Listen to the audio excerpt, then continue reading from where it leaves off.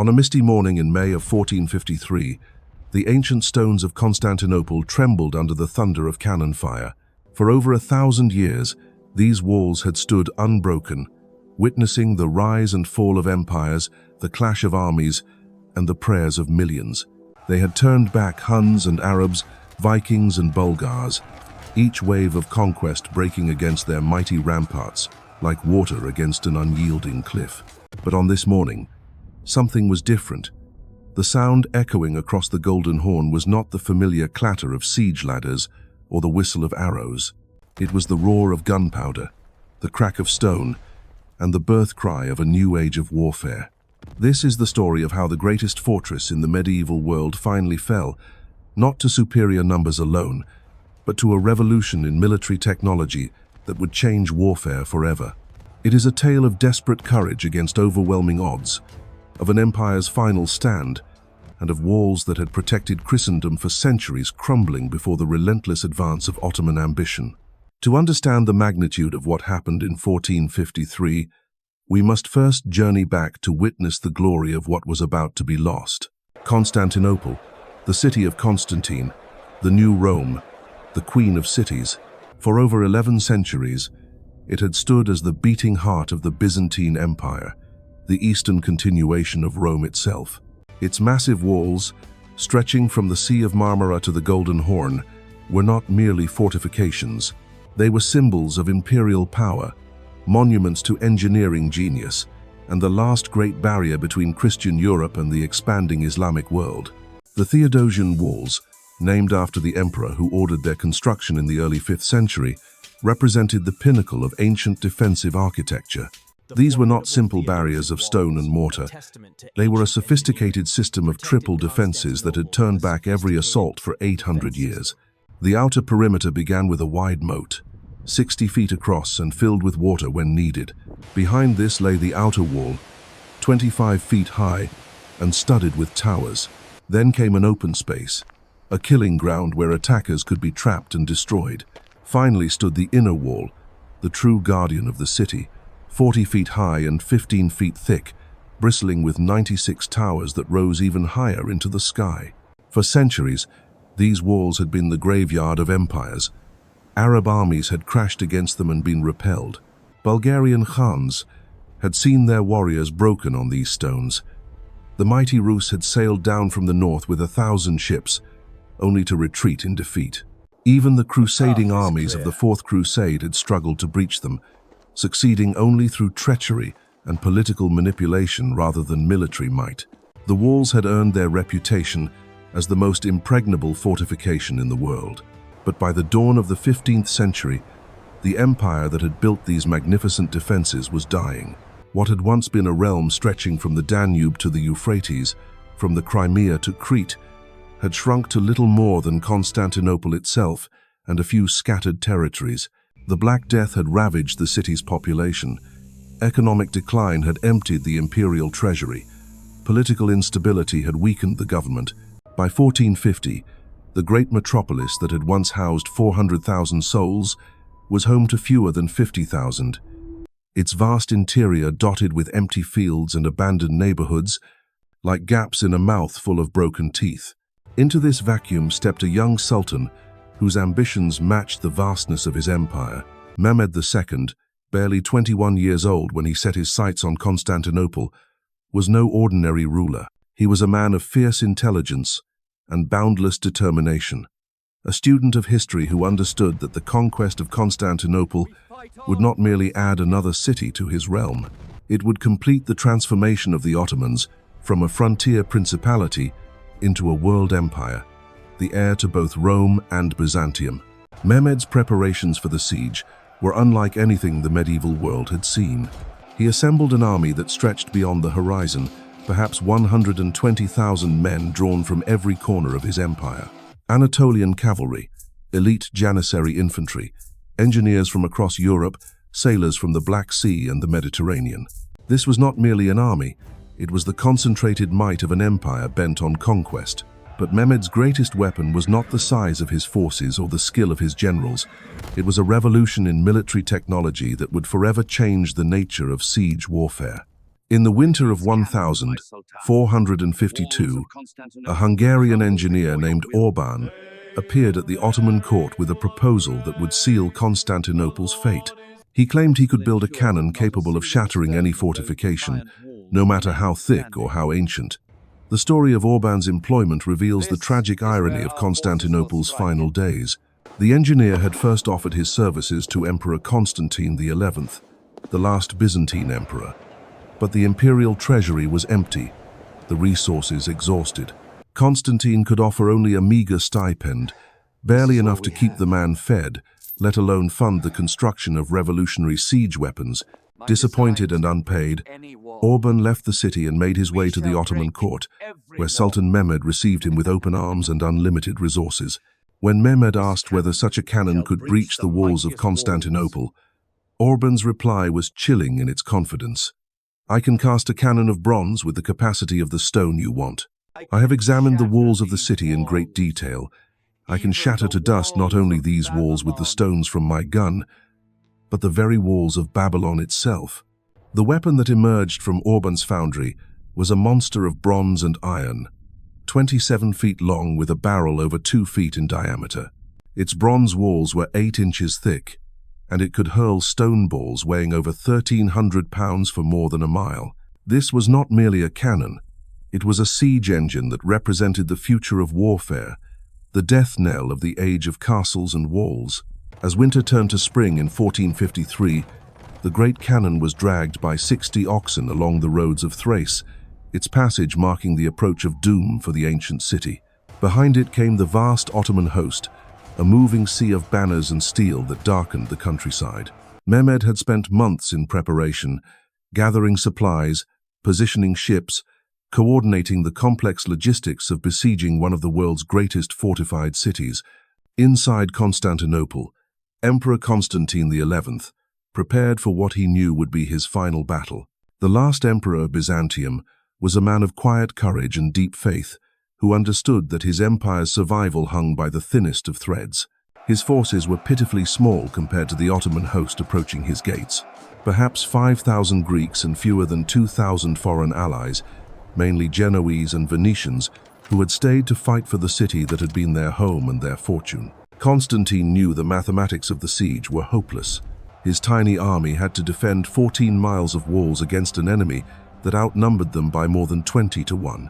His navy consisted of just 26 ships, most belonging to Italian merchants, facing an Ottoman fleet that blackened the waters of the Bosphorus. His treasury was empty, his allies distant, his people exhausted by decades of decline and defeat. Yet Constantine chose to stand and fight. In the Orthodox tradition, he was not merely an emperor defending his capital. He was the last guardian of the Roman Empire, the final link in a chain of rule that stretched back 1,500 years to Augustus Caesar himself. To abandon Constantinople would be to abandon not just a city, but the very idea of Rome, the dream of Christian empire, the heritage of a civilization. As April dawned in 1453, the stage was set for one of history's most dramatic confrontations. On one side stood the dying remnant of the world's oldest empire, protected by walls that had never fallen, defended by men who knew they were fighting not just for their lives, but for their very identity as Romans and Christians. On the other side gathered the rising power of the Islamic world, armed with weapons that would revolutionize warfare, led by a young sultan whose vision of conquest knew no bounds. The siege that was about to begin would be more than a military campaign. It would be the collision of two worlds, two faiths, two ages of human history. In the balance hung not just the fate of a single city, but the future of Europe itself. The morning of April 2nd brought with it the sound that Constantinople had dreaded for months. The rhythmic thunder of marching feet, the clatter of armor, the creak of wagon wheels carrying the instruments of war. From the landward walls, the defenders watched in grim fascination as the Ottoman army deployed across the fields beyond the city, a vast carpet of tents and banners that seemed to stretch to the very edge of the world. Mehmed had chosen his positions with the eye of a master strategist. His main camp was established directly opposite the weakest section of the Theodosian Walls, the area known as the Mesoteikion, where the land rose slightly and the fortifications were oldest. Here he placed his great cannon, the bronze monster that Orban had crafted for this very moment. Around it, he positioned his elite Janissary corps, the Sultan's household troops, whose discipline and ferocity were legendary across 2 continents. The sight of the great gun sent ripples of unease through the city's defenders. Veterans who had fought in a dozen campaigns had never seen anything like it. The cannon squatted on its massive wooden platform like some primordial beast, its bronze muzzle gaping toward the walls that had protected Constantinople since the days when Rome still ruled the West. Even at a distance, its size was intimidating, a physical manifestation of the technological revolution that was reshaping warfare across Europe. But Mehmed's preparations extended far beyond a single weapon, no matter how impressive. The Ottoman siege lines stretched for miles, a complex network of trenches, earthworks, and artillery positions that demonstrated the Sultan's understanding of modern siegecraft. Supply lines snaked back toward Adrianople, ensuring that his massive army would not lack for food, ammunition, or reinforcements. Engineer Corps began the methodical work of approaching the walls, digging zigzag trenches that would allow attackers to advance under cover. Most ominously of all, the Ottoman fleet had taken control of the Bosphorus, cutting off any hope of relief by sea. The sight of Turkish galleys patrolling the waters where Byzantine ships had once ruled supreme drove home the reality of Constantinople's isolation. The city was now truly alone, cut off from the wider world, dependent entirely on its own resources and the courage of its defenders. Inside the city, Emperor Constantine moved among his troops with the calm dignity that had marked his entire reign. He knew the odds they faced, understood the mathematics of the siege better than anyone. Yet he showed no sign of despair or panic. Instead, he threw himself into the work of preparing the city's defenses with the methodical thoroughness of a man who had accepted his fate but refused to surrender without a fight. The emperor's greatest challenge was not the enemy beyond the walls, but the sheer length of the fortifications he had to defend. 14 miles of walls with fewer than 7,000 men meant that each defender was responsible for protecting more than 10 feet of rampart. It was an impossible task by any measure, yet Constantine set about organizing his forces with remarkable skill. The most reliable troops, his own Byzantine regulars and the Genoese volunteers under Giovanni Giustiniani, were assigned to the most vulnerable sections of the wall. The Genoese commander, a veteran of many sieges, had arrived in January with 700 professional soldiers and had quickly established himself as Constantine's most trusted lieutenant. Together, they worked to shore up weak points in the fortifications, positioning the city's limited artillery to best effect, and organizing the civilian population to support the defense. For the citizens of Constantinople, the approach of the Ottoman army marked the beginning of a nightmare that would test their endurance to the breaking point. Families huddled in their homes as the thunder of cannon fire echoed through the streets. Churches filled with people seeking divine protection, their prayers mixing with the sound of falling masonry as Ottoman artillery found its range. The great chain that stretched across the Golden Horn, Constantinople's famous harbor, became a symbol of the city's defiance. Forged centuries earlier to protect the harbor from naval attack, the chain had been raised again to prevent Ottoman ships from entering the inlet. Its massive iron links, each as thick as a man's arm, glittered in the morning sun like a necklace of steel across the blue waters. On April 6th, after days of preparation and positioning, Mehmed gave the order that would change the course of history. Along the 4-mile front facing the city's landward walls, Ottoman gunners lit the fuses of their cannons. The world's first sustained artillery bombardment erupted in a crescendo of fire and thunder that could be heard for miles across the countryside. The great cannon's first shot struck the walls with an impact that seemed to shake the very foundations of the city. A section of ancient masonry, stones that had been laid by Roman engineers 1,000 years before, crumbled into dust and rubble. The defenders watched in stunned silence as their supposedly impregnable fortifications began to disintegrate under the relentless pounding of Ottoman artillery. Yet even as the walls began to crumble, the spirit of the defenders remained unbroken. As each section of fortification collapsed, work gangs rushed forward to fill the gaps with earth, timber, and whatever materials they could find. Women and children joined the effort, carrying baskets of soil and broken stone to repair the breaches that Ottoman cannon had torn in their city's defenses. The bombardment continued day after day, a relentless pounding that wore down both stone and spirit. The great cannon could fire only 7 times a day, each shot requiring hours of preparation and cooling. But when it spoke, its voice carried the authority of a new age, each stone ball weighing over half a ton as it crashed into walls that had weathered 8 centuries of siege. The psychological impact was perhaps even greater than the physical damage. The defenders had grown up hearing stories of the wall's invincibility, tales of mighty armies that had broken themselves against these very stones. Now they watched helplessly as Ottoman artillery reduced their legendary fortifications to rubble, chunk by grinding chunk. Constantine himself was often seen at the most dangerous points along the wall, rallying his men and sharing their dangers. His presence in the midst of the bombardment became a source of inspiration for the defenders, proof that their emperor would not ask them to face perils he was unwilling to share. When sections of wall collapsed, he was among the first to organize repair efforts. When Ottoman assault troops tested the defenses, he was there with sword in hand. The siege settled into a deadly routine. By day, Ottoman cannons pounded the walls, while engineers crept closer through their approach trenches. By night, the defenders worked frantically to repair the damage, knowing that each dawn would bring fresh destruction. The great cannon had developed a crack after days of continuous firing, but Ottoman engineers managed to repair it, and the bombardment continued without pause. As April wore on, it became clear that this was unlike any siege in the long history of Constantinople. The methodical destruction of the walls, the coordinated pressure from land and sea, the sheer scale of Ottoman preparations, all marked this as something new and terrible. The age of gunpowder had arrived at the gates of the last Roman city, and nothing would ever be the same. The defenders of Constantinople soon discovered that facing Orban's great cannon was only the beginning of their nightmare. Mehmed had assembled an entire arsenal of artillery pieces, each designed for a specific purpose in the systematic destruction of the city's defenses.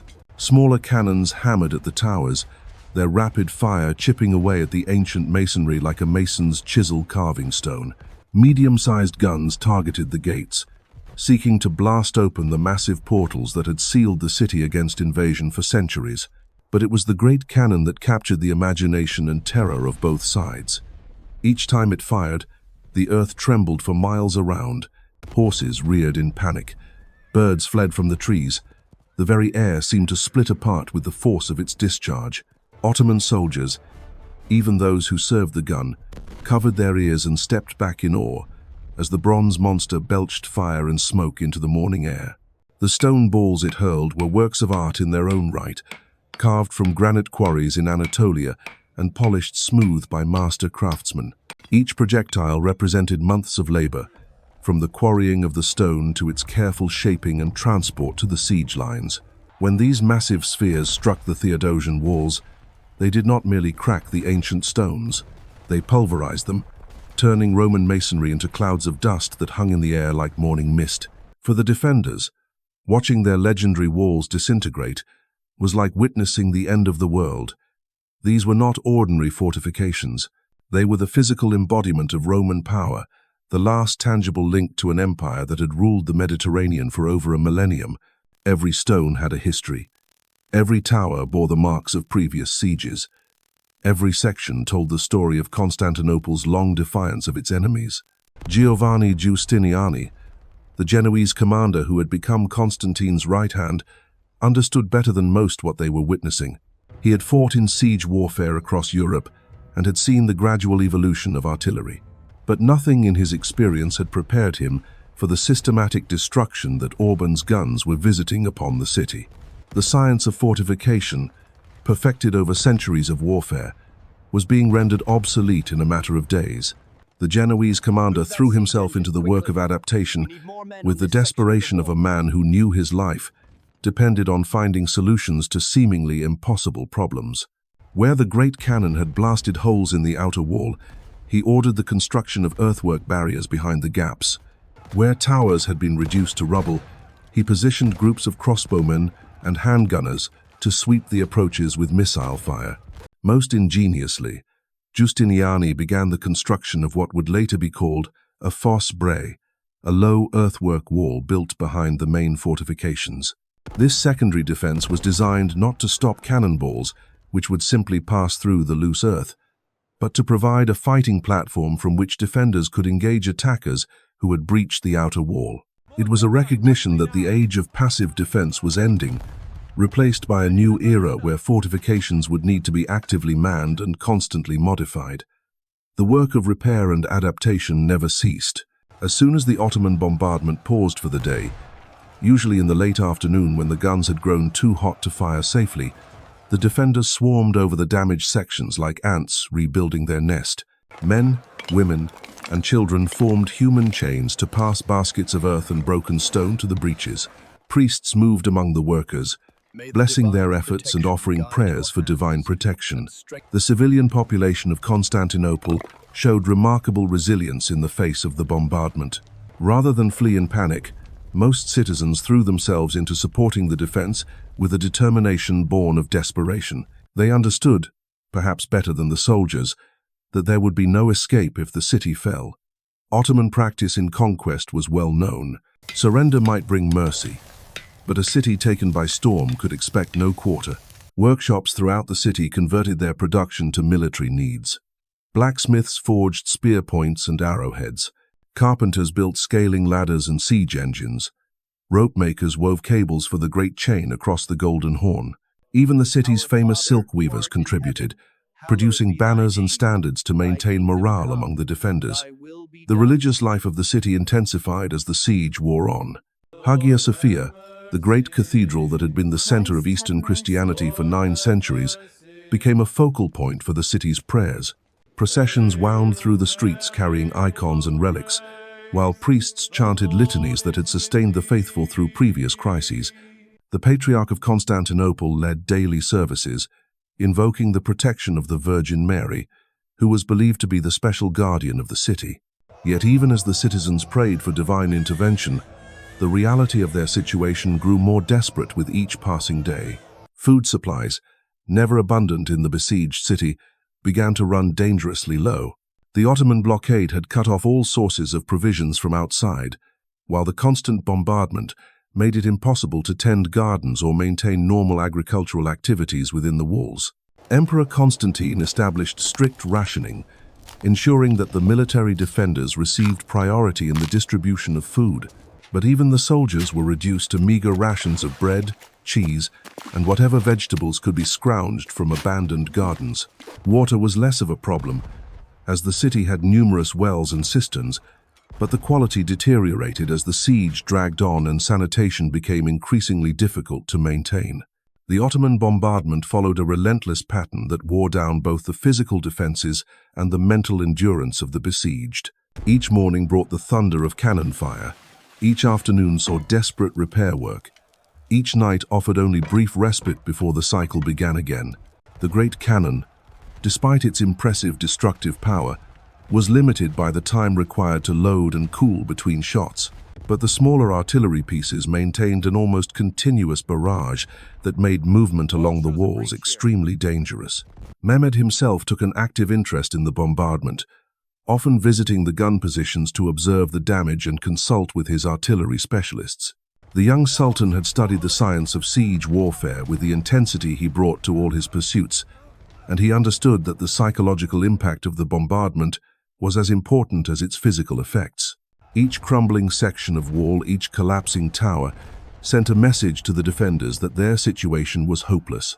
The Ottoman Sultan also understood the importance of maintaining pressure from multiple directions.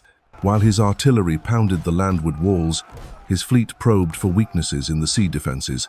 Ottoman galleys tested the great chain across the Golden Horn, seeking to break through into the harbor where they could attack the city from an unexpected direction. Raiding parties struck at the few remaining Byzantine outposts around the city, eliminating any possibility of relief from external sources. The fall of Constantinople on May 29, 1453, marked more than the end of a siege. It signaled the death of an empire that had endured for over a millennium and the birth of a new age where gunpowder would reshape the very nature of warfare. The ancient walls that had protected Christendom finally crumbled, not to superior courage or divine will, but to the relentless mathematics of bronze and stone, proving that even the mightiest fortresses must yield to the march of technology.